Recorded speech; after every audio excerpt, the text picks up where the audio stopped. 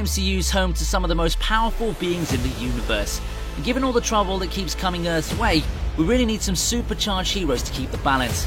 Not all of these heroes are born heroes. Some of them just picked up a few things along the way. You know, a bit of radiation here, some cosmic forces there, and suddenly you're an enhanced creature flying off to infinity to save the world. And there's nothing like watching an overpowered hero taking down the undefeatable villain in classic superhero style. Since some of these heroes deserve a little extra attention, we've made a list of the top 10 overpowered Marvel heroes. So without further ado, let's jump right in.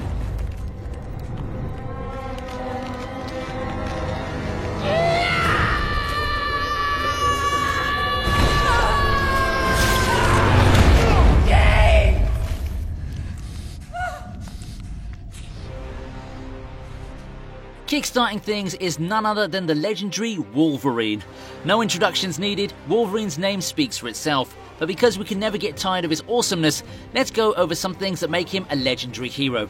Now, as many of you already know, Wolverine didn't start off with a fully fledged adamantium skeleton.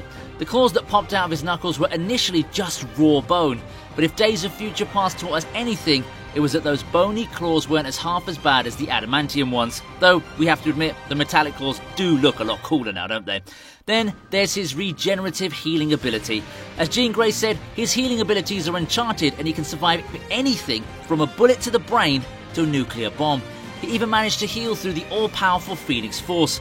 What people tend to forget is that although he can heal, Wolverine does still feel pain. It's sheer willpower that keeps him going. It's that absolute stubborn willpower that makes him a force to reckon with and turns his mutant abilities into raw power.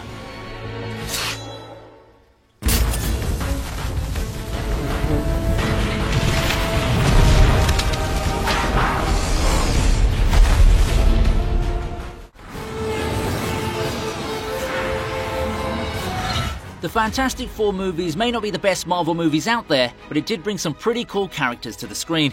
This gleaming silver dude is the most peace-loving fellow on this entire list, but despite his goody-two-shoes sentiments, he also has the worst luck.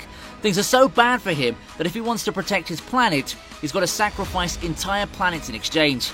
Ah, the classic Catch-22. On the bright side, he's one of the most powerful beings in the entire universe. After aligning with Galacticus, the entity that has planets for breakfast, the Silver Surfer got an ultimate upgrade on his abilities, turning him into an almost god. His most handy power is the ability to manipulate matter and energy. With a little help from the cosmic powers of his board, he can make weapons wherever he wants. Remember the spear that impaled Susan? Exactly. The Silver Surfer can also move through solids, yep, like a ghost. He can survive in a black hole. If none of that's convincing enough, what about the fact that he doesn't need food to survive? That's just pure superhuman power.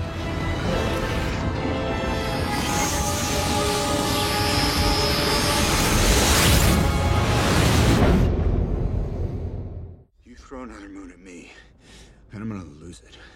Stark. You know me? No Marvel hero list would be complete without a mention of the iconic Tony Stark. He's also the ordinary human to make this list. Well, he's far from ordinary, but you get what I mean, don't you? He's the only one without any inherent powers or mutations. True fans know that it's not Tony Stark's armor that makes him Iron Man, but we've got to admit that armor does come in handy when you're trying to fight intergalactic forces alongside gods and enhanced humans. The armor designed by Tony Stark is one of the most powerful weapons on Earth. His armor can usually carry up to 150 tons, while Mark 38 can carry a few million tons. Not only do the armors give Tony enhanced strength, flight and durability, they also have more fancy tricks up their sleeves. From the classic energy blast from the palm to magnetic pulses and 3D holograms, the Iron Man suit's the most stylish and effective armor around. Add to that the supply of weaponry, and you've got yourself a suit that can turn humans into gods.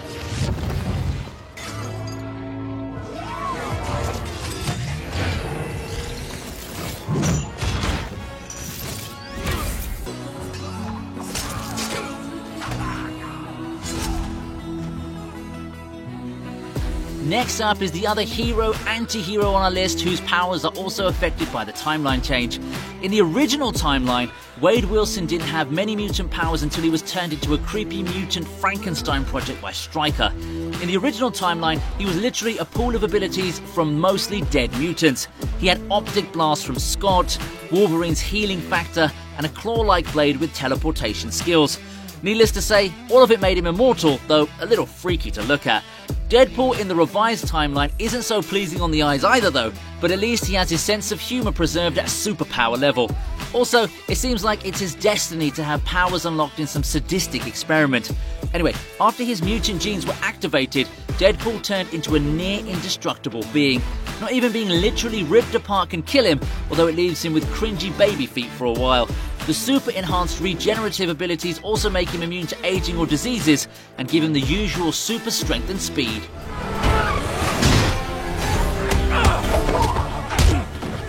Cockshot!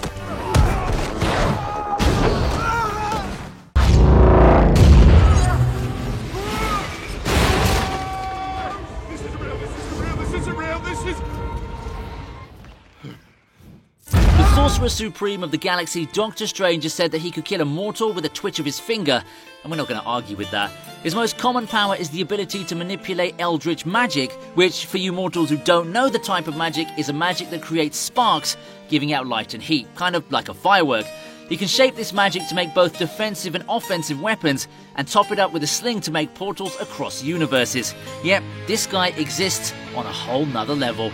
He can also multiply himself, transmute objects, and a whole bunch of other complicated tricks that unsurprisingly have managed to tick off Loki in generous amounts. Now add to that the reality-altering powers like astral projection and warping dimensions. Also, with his trusty cloak of levitation, he can fly around and be sure to have a friend lying around always.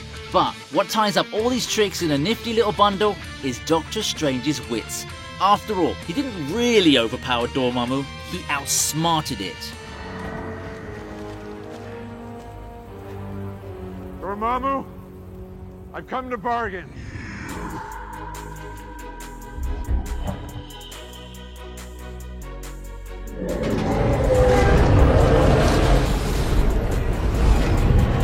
Now, if you still haven't watched WandaVision, this is your cue to go and check it out. Starting off as the antagonist in Marvel Phase 2, Wanda quickly rose up the ranks to be classified as an Omega-level mutant. Wanda kickstarted her superpower life after being exposed to Loki's scepter. This gave her some energy manipulation and telepathic skills. She, of course, had no idea back then exactly how powerful she really was. By the time she entered the Battle of Earth against Thanos, she was so powerful that she managed to overpower Thanos. After a few extremely confusing episodes of WandaVision, it was that Scarlet Witch could not only create illusions, she could create entire realities, complete with actual people who would follow her script. By the end of the series, Wanda's revealed to have magical powers that could even overpower a Sorcerer Supreme. Given that all this time Wanda had been using her powers just with pure instinct without any knowledge or training, it's impossible to even imagine how far she could go after she learns the full potential of her chaos magic.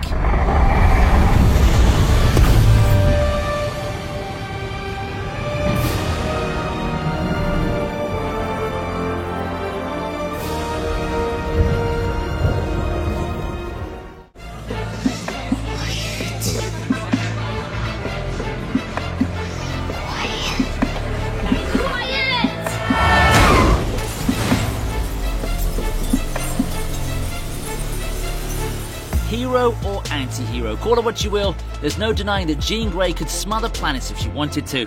In the original timeline, that's the timeline that existed before Wolverine's time travel adventures in Days of Future Past, Jean Grey was the only Class 5 mutant. This makes her the most powerful mutant that existed in that timeline.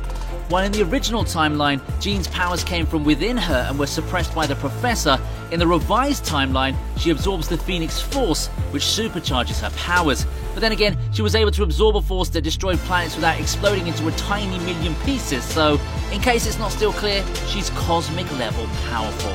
Apart from the immortal indestructible force coursing through her veins, Jean also has the usual telekinetic telepathic power bundle, although it's very rarely that mutants have both on such a high scale. And she doesn't even need a Cerebro to get global coverage. Given that she took down Apocalypse before she absorbed the Phoenix Force, it's obvious that she's an inherently powerful mutant. That's my secret, Cap.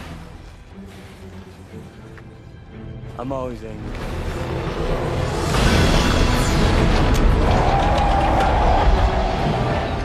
Then we have the big green guy, or the strongest Avenger as he'd like to be referred to.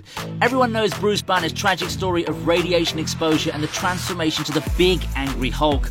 After creating several raging messes, he managed to fall on S.H.I.E.L.D.'s radar as a code red threat. Hulk's most obvious strength is, well, his strength. His superhuman level of physical strength allows him to shred metal apart, tackle helicopters, flatten buildings, you know, all that sort of usual Godzilla stuff. Also, the angrier Hulk is, the stronger he gets. But he can still lift around 100 tons at his calmest, so it's not like he's defeatable when he's calm either. As strange as it may be for a gigantic green dude to be bounding at lightning speed, Hulk can run super fast, even able to outrun a rocket blast. He can also jump extremely far, even across continents. The only downside is that the landing isn't so subtle and creates earthquakes and leaves craters. If you ever want to know how powerful Hulk is, look no further than Tony's famous quote, We have a Hulk. But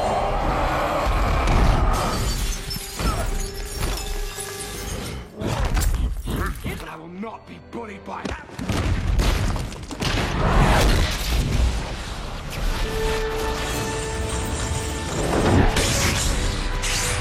The half Elder God, half Asgardian God of Thunder takes the second spot on our list. Given his ancestry, there's no wonder he's one of the most powerful beings in the MCU. In his first on-screen appearance, Thor was your typical god with the usual super strength and durability and lightning powers. His strength was kind of undermined in Age of Ultron when he was nearly strangled by Ultron, and again in Ragnarok when Hulk made a laughing stock out of him.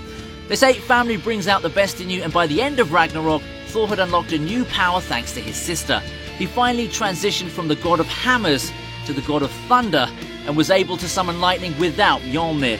Although nothing worked out for poor Thor in Infinity War, he did prove his strength by withstanding the full force of a star without being barbecued. Is Fat Thor just as strong as the Asgardian physique Thor? Well, emotionally, definitely not. However, his lightning-wielding skill seems improved in the Battle of Earth, although his frail mental state affected his strength. Let's kill him properly this time.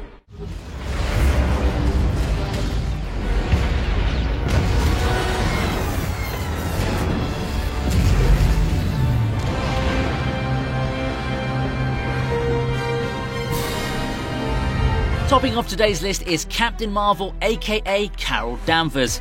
But what makes Captain Marvel better? After all, Thor had godly powers, Hulk is insanely strong, Doctor Strange can bend realities, while Scarlet Witch makes sitcoms out of alter realities. But unlike them, Captain Marvel doesn't have one enhanced feature. She's the whole package deal. She has the best durability levels in the team and the most powerful energy projection skills. Being exposed to the Tesseract basically turned her into a living being of cosmic power, much like Jean Grey. All her skills and abilities are topped with the intense combat training, both from the human military and the Kree army training. This is where she bests Scarlet Witch and Jean Grey. Then of course there's the blood transfusion with the Kree that combined her already amped skills with superhuman strength, speed and reflexes. And it's not just this basket of skills that brings Captain Marvel to the top, it's because she earns her spot at the top. No matter how many times she's been beaten down, her stubborn grit makes her the most powerful being in the MCU.